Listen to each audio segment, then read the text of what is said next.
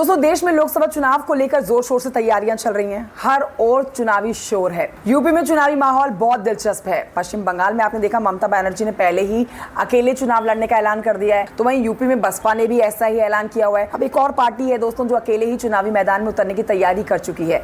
हम बात कर रहे हैं AIMIM की, जिसने यूपी में अकेले ही चुनावी मैदान में उतरने की तैयारी कर ली है। पूरी खबर विस्तार से जानिए, क्योंकि जब आप इस खबर को देखेंगे आपको पता लगेगा कि उत्तर प्रदेश का भी ये चुनावी मुकाबला जो है वो कितना दिलचस्प होने वाला है। पूरी खबर विस्तार से अच्छी लगे तो आप लाइक कर सकते हैं वीडियो, चैनल को आप सब्सक्राइब भी कर सकते हैं। नमस्कार, मेरा नाम कंचन डोगरा नेगी है। हैदराबाद सांसद असदुद्दीन ओवैसी की पार्टी AIMIM यूपी में समाजवादी पार्टी के साथ समझौता करना चाहती थी, लेकिन दोनों के बीच में बात नहीं बन पाई, जिसकी वजह से AIMIM अब अकेले ही चुनाव अकेले लड़ने वाली है। बता दें आपको कि पार्टी ने कहा है कि जल्द ही 25 सीटों पर उम्मीदवारों के नाम की घोषणा हो जाएगी। यूपी से पहले AIMIM ने बिहार में अकेले चुनावी मैदान में उतरने की तैयारी कर रखी है और अब बिहार के बाद उत्तर प्रदेश में चुनावी मैदान में अकेले होगी AIMIM। अब ऐसे में आप देखिए कि यूपी में लोकसभा चुनाव का मुकाबला कितना दिलचस्प हो जाएगा। ओवैसी की पार्टी चुनावी मैदान में अकेले होगी।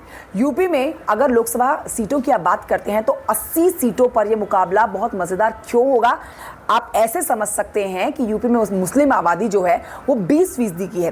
राज्य की कई सीटों पर मुस्लिम मतदाताओं की अच्छी खासी संख्या है, बहुत बढ़िया तादाद है, और यही वजह है कि ओवैसी की पार्टी की नज़र राज्य के उन मुस्लिम मतदाताओं पर है। अब बिहार के मुस्लिम बहुल सीमांचल इलाकों में जीत का स्वाद चख चुकी AIMIM को अब यूपी में भी ऐसी ही उम्मीद है।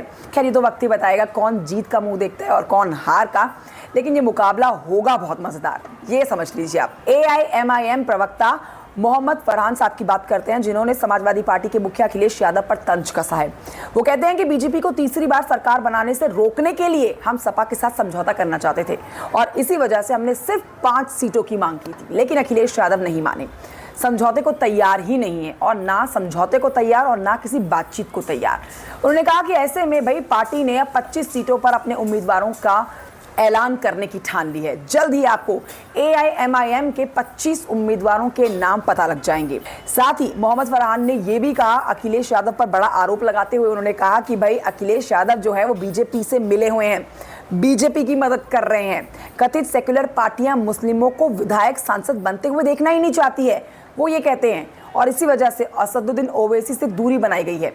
उन्होंने ये भी कहा कि हमारे अकेले चुनाव लड़ने से अखिलेश यादव की समाजवादी पार्टी अब उनके साथ साथ दूसरी कथित सेक्युलर पार्टियों के उम्मीदवारों को हार का सामना करना पड़ेगा, तो इसकी जिम्मेदारी वो खुद ही उठाएं। अब देखिए कौन जीतता है कौन हारता है।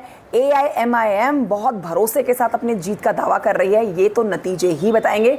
बहरहाल ये तय है कि उत्तर प्रदेश का भी मुकाबला, सियासी मुकाबला जो है बहुत ही दिलचस्प होने वाला है। जानकारी कैसी लगी आपको कमेंट करके जरूर बताएं। Thank you so much for watching.